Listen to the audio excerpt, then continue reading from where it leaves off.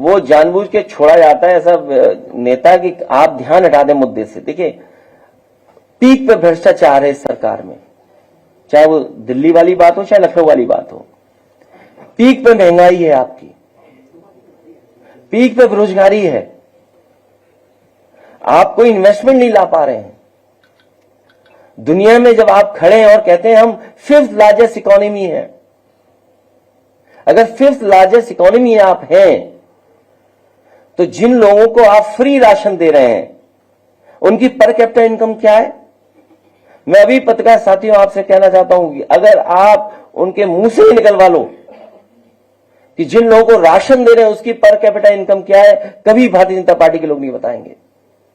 तो अगर 5th largest economy है और 3rd लार्जेस्ट इकोनॉमी बनने जा रहे हैं तो अनएम्प्लॉयमेंट क्यों है इतना? सरकारी नौकरियां क्यों नहीं मिल रही हैं? जॉब्स क्यों नहीं क्रिएट हो रहे हैं? और फिर इतने इन्वेस्टमेंट की जो बातें की गई थी बड़ी बड़ी 40 लाख करोड़ का इन्वेस्टमेंट आएगा, कहां है इन्वेस्टमेंट? अब तो दूसरे प्रदेश के लोग इन्वेस्टमेंट मीट करने लगे हैं। आपकी इन्वेस्टमेंट मीट पुरानी हो गई, अब तो 2-2.5 साल हो गए होंगे उसको लगभग। तो 2-2.5 साल पुरानी जो आपकी इंडस्ट्रियल पॉलिसी थी उसमें जब कोई इन्वेस्टमेंट नहीं आया, जो और प्रदेश इन्वेस्टमेंट मीट कर रहे हैं, तो वो तो नई इंडस्ट्रियल पॉलिसी बना रहे होंगे, नई तरह की सुविधाएं दे रहे होंगे। तो इन्वेस्टमेंट आपके आएगा कि उनके आएगा? और दुख की बात तो यह है कि देश के प्रधानमंत्री जी भूल गए यहां के 40 लाख करोड़ के इन्वेस्टमेंट को और वहां के इन्वेस्टमेंट के लिए अपील करने जा रहे हैं। और बात आगे तक जाएगी तो सुनने में आया है कि मिलने मिलाने का व्यवहार का हिसाब किताब पूरा हो रहा है। वो अपने कार्यक्रम में नहीं बुला रहे हैं तो वो दूसरे कार्यक्रम में नहीं जा रहे हैं। अगर वो अपने कार्यक्रम में नहीं बुला रहे हैं तो उनकी तस्वीरें होर्डिंग से हटा दी जा रही हैं। जरा गौर से देखिएगा। तो जो लोग किसान को आय दोगुनी नहीं दे पा रहे वो इसी तरह की भाषा इस्तेमाल करेंगे जिससे कि मुख्य जो सवाल है, बुनियादी सवाल, उनसे ध्यान हट जाए।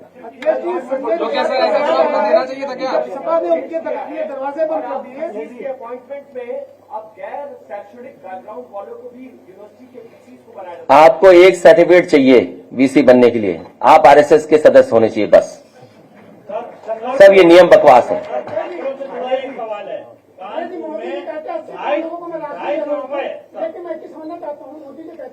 मैं 80 करोड़ लोगों को फ्री राशन दे रहा हूँ, फिर उसी मन से रहते 25 करोड़ लोग गरीबी रेखा से बाहर आ गए।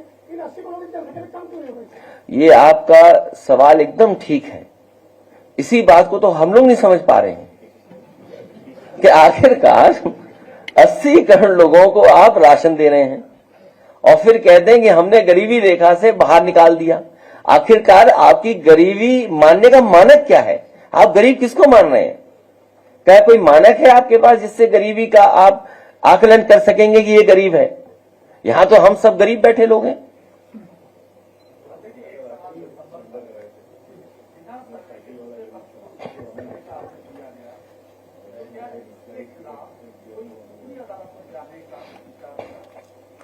इस पे कानूनी राय ली भी जा रही है और बहुत सारे लोग सुप्रीम कोर्ट में भी गए हैं और उसी का परिणाम यह है कि फर्दर सर्वे रुक गए हैं। वो आपकी जानकारी में होगा। तो फर्दर सर्वे नहीं हो सकता। हम इसके लिए धन्यवाद देना चाहते हैं सुप्रीम कोर्ट को। आपके छात्रों ने अभी आंदोलन किया, 250 रुपए फीस मायावती जी के में आपके समय थी बैक पेपर की, आज 750 रुपए एलएलबी की बैक पेपर की फीस हो गई है। वहाँ गरीब छात्र तिल तिल के तड़प के मर रहा है और कह रहा है कि शिक्षा को दूर कर रहे हैं, शिक्षा को दूर कर रहे हैं गरीबों से। इस पे कब आपकी साइकिल चलेगी, कब आपका आंदोलन होगा, ये पूछने का। मैं आपसे और आपके माध्यम से तमाम छात्र नौजवानों से कहूंगा कि खूब साइकिल चलाएं। अगले चुनाव में इन सब चीजों पर विचार होगा और सुधार होगा। दूर क्यों किया जा रहा है?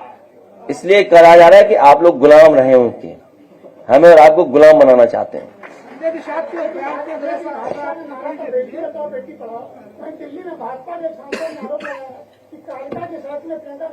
वो बात मैं कह चुका हूं। वो ध्यान हटाने के लिए जानबूझ करके इस तरह के लोगों को छोड़ा जाता है।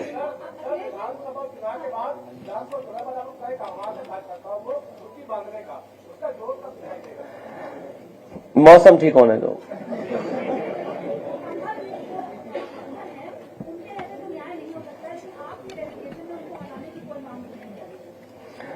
उनको हटाए भी नहीं जाएंगे, क्योंकि वो प्रिय हैं सरकार के और सरकार उनसे गैर कानूनी काम करवा रही है।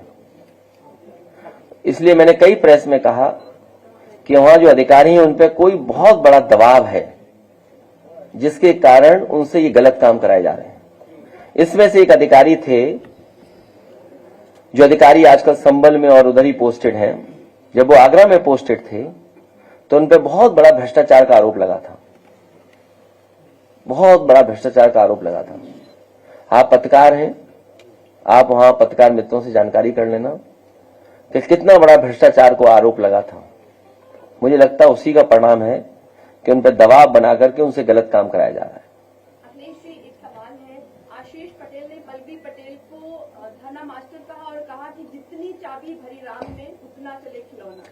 मैं आपके इस सवाल का तब जवाब दूंगा जब ये बता दो कि दिल्ली से कौन चला रहा है, लखनऊ से कौन चला रहा है और किसको चला रहा है। फिलहाल वो ये नहीं, दिल्ली से किसको कौन चला रहा है, लखनऊ से कौन चला रहा है, ये बता दो हमें, तो हम इसका जवाब दे पाएंगे।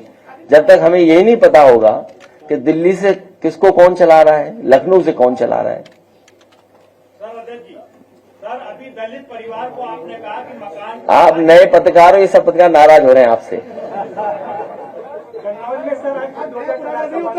जो आपने मकान बनवाने की बात करी है, इससे तो आपका सरकार भयभीत है कि फिर से मकान उसको दिया जाएगा दलित को।